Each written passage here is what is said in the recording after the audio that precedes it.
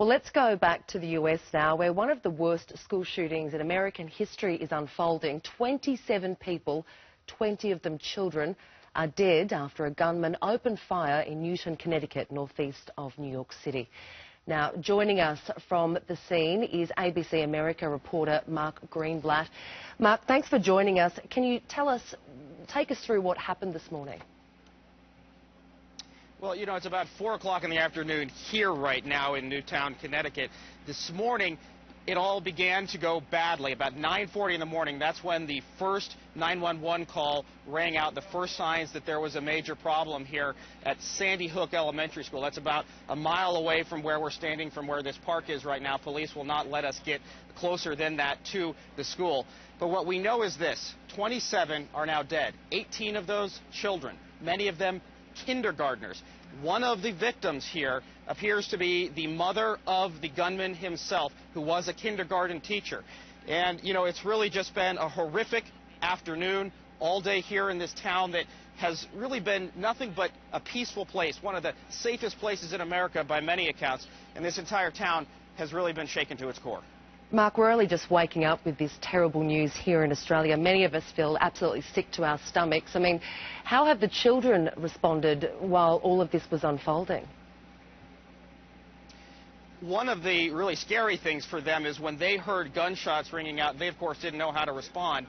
So we're hearing stories about teachers and even police shepherding these children out of a very dangerous situation, telling them, close your eyes, don't look at the scene around you, hold on to each other's hands, and make your way out in really a big, long human chain. That happened, and so the kids that got out, of course, are very shaken right now. The ones behind, their parents are just simply distraught. We spoke to some of the children a short while ago. Have a listen to what they had to say. When we were gone doing morning meeting, we heard like shots and everybody went on the ground, and Miss Martin just closed the door and we went to the corner. I was in the gym and I heard I heard like 7 loud booms, and the gym teachers told us to go in the corner. So we all huddled and I kept hearing these booming noises. Mark, amid all this tragedy, we're now hearing tales of extraordinary heroism from some of the teachers at the school. What can you tell us about that? One of the teachers that we heard about began hearing shots, gunfire ringing out. She responded quickly, getting every single last one of her children into a bathroom, closing the door behind. This is a very small bathroom. Some children had to be stood on top of a toilet in order to avoid the bullets that were coming out. We now know that that teacher probably saved those kids' lives. Mark, we know that this is a developing story, but do we know much about the shooter? Do we know his identity yet?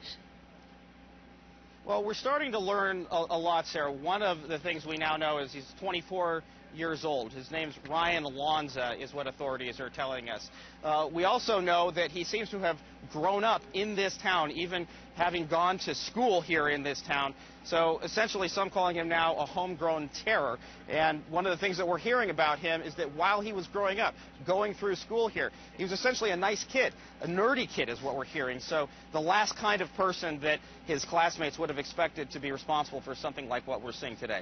Of course, this police investigation is ongoing, but has there been any clue as to why perhaps he, opened fire in this school? I mean, what sort of motive he may have had?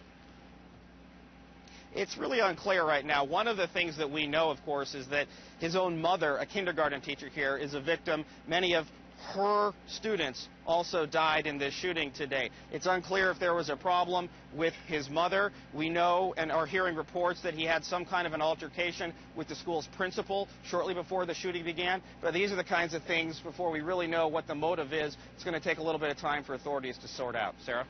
There have been so many shootings in the US this year, and over the past 5 years, since 2007, there have been more shootings than ever. I guess the question people here in Australia are asking is, is it time to tighten gun control in the United States? I mean, has there been much chatter about that there? Well, clearly, that's one of the first questions that gets asked after anything like this takes place. Someone put that same question to President Obama today, though. The president saying that In the days to come, that question there will be plenty of time to address, but for today, the focus remains on the family. That's the President of the United States. Yeah, absolutely. All right, ABC America reporter Mark Greenblatt, thanks for joining us this morning. We'll try and catch up with you later. But for now, over to you, Dickie. Thank you very much. It is just heartbreaking and gut-wrenching, isn't it? As Mark said, a very emotional President Obama addressed the nation about 45 minutes ago. Let's have a listen to what he said. We've endured too many of these tragedies in the past few years. And each time I learn the news, I react not as a president, but as anybody else would, as a parent. And that was especially true today. I know there's not a parent in America who doesn't feel the same overwhelming grief that I do. The majority of those who died today were children. Beautiful little kids between the ages of 5 and 10 years old.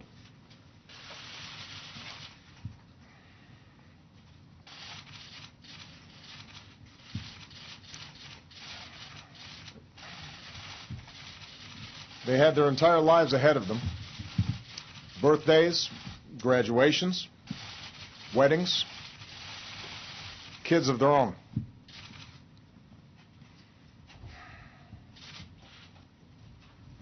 Among the fallen were also teachers, men and women who devoted their lives to helping our children fulfill their dreams.